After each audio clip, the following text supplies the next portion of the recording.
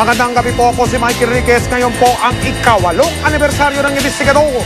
At dahil sa okasyong ito, ihatid po namin sa inyong dalawa sa pinakamahirap naming kaso na nakainkwentro. Samahan niyo po kami sa paglusob sa mismong kuta ng malaking sindikato ng droga. At pagkatapos, papasukin po natin at ibubunyag ang isang mabahong sikreto sa maximum security compound ng National Bilibid Prison. Huwag kayong bibitiw dahil ang mga kwentong isinusumbong nyo sa amin, hindi namin tatantanan.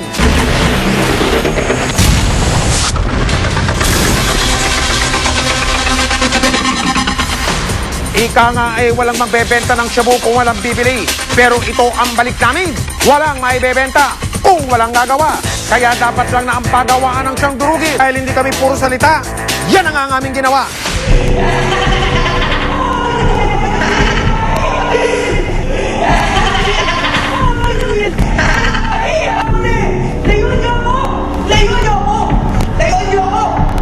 Nanginginig, naglalaway, nawawala sa sarili. Ang kanilang kalagayan, hindi sigurado kung ano ang kahahantukan. Ang mga katulad nilang nasira ang katinuan, biktima ng tinitiging bentahan. Pero ang industriyang ito, malakihan ang ginagalawan. Kaya ngayong ikawalong anibersaryo ng Investigador, ang pinuntirya namin ang pinagmulan ng ibinebentang produkto na hirap pasukin ng kamera ni naman.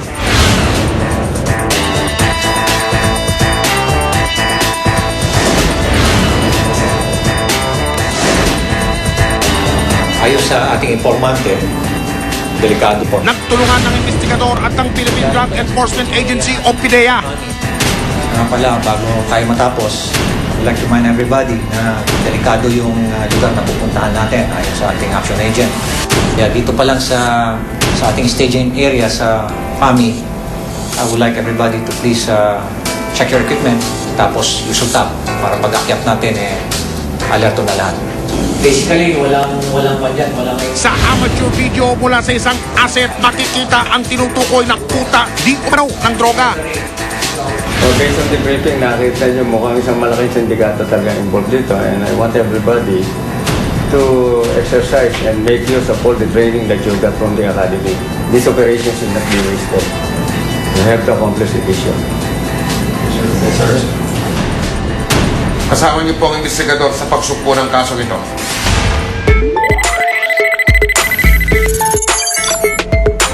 Sa tulong ng asset, nakapasok kami sa sinasabing kuta kung saan wala pang nangahas na umasinta. Sa gitna ng damuhan may isang tilang bahay na gawa sa pinagtapit-taping yero. Madamo at masukal ang paligid. May barbed wire pa sa nasasakop nitong lupain. Tila may tinatagong lihim. Mahirap pumasok dito. Dahil ito, tagong-tago po ito. Hindi alam dito ng mga tao rito. Hindi rin, bago na pumasok dito, hindi ko rin alam. Pagkakaalam ko rito, describe ko rito, paggawaan lang to ng mga bunot. Sa likod ng bahay, may mga balde na may lamang likido. At sa hindi kalayuan, may hukay na mayroon ding likido. Ano kaya ang mga ito? May exhaust fan ring na nagbumbuga ng masangsang na amoy. Patungo sa damuhang natuyo at nangamatay na. Ay, talagang hindi ka makakatiis dyan dahil halo-halo mga chemicals na ilalagay dyan. Talagang pang ano na talaga, nakakahirap huminga. Ang katakataka pa, pula ang lupa sa paligid. Anong kababalagang kaya ang dito'y nakapinid? Pinagapang namin sa damuhan ng aming kamera. Sa mga nakakubling talahib, kitang-kita ang pulang sasakyan at ilang tao. Mabuti at hindi kami nakita. Kabado po ako nyo talagang dito ipapasabi ko nga, ipapadyos ko yung sarili ko rito. Dahil malaking sindikato itong babanggain ko. Sa likod ng sasakyan, mga galon at malaking bote. Kapareho kaya ito ng mga balde at likido nakita namin sa likod ng bahay? Sila na kaya ang target ng aming grupo? Sa listahan ng PDEA, 5 foreigner ang miyembro ng sindikato. Si Wu Junshen, isang Taiwanese chemist Pabalik-balik na sa Pilipinas mula pa noong taong 2001. Si Chu Luxiang, isa ring Taiwanese chemist, kaibigan ni Wu Junshin. 2 buwan pa lang siya sa Pilipinas. Si Hai Ronglin, ang Chinese na driver ng grupo na may asawang Pilipina. Si Chu Yang Wu, ang Chinese national na washer at helper ng grupo. Dati siyang negosyante ng mga spare part ng scooter sa Binondo. At si Wang Xichang, utility ng grupo.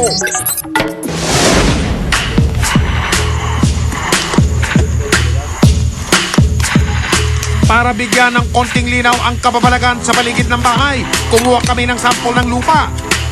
Para ang mga senyales ay hahanapin.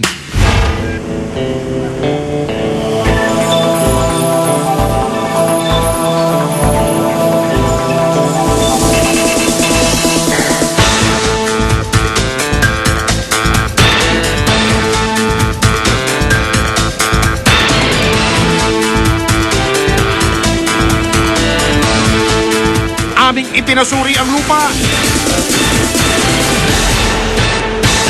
Ang resulta ng pagsusuri ng lupa na galing sa Real Quezon, mababa ang tinatawag na pH level. Ang ibig sabihin po niya ng lupa ay kontaminado ng chemical na hydrochloride. Ang hydrochloride ay sangkap sa paggawa ng shabu. Ano kaya ang bahong itinatago sa bahay? Susunod, kuta ng sindikato, papasukin na ng kamera ng investigador. Di sa loob, may nilalagay silang mga chemicals na pinag-halo-halo, nilalagay doon sa may tutuan. Doon nila minimix yun. At mamaya po, Try akong pumasok para makita ko talaga siya. Siya man talaga. So, nakita ko na siya lang ang may damit. Siya lang ang nakabalot. Ang iba, naked na sila. Sabi ko, grabe na. Ang itim na nila. Tapos ang puputi na yung mga ano nila, dust siguro o ano.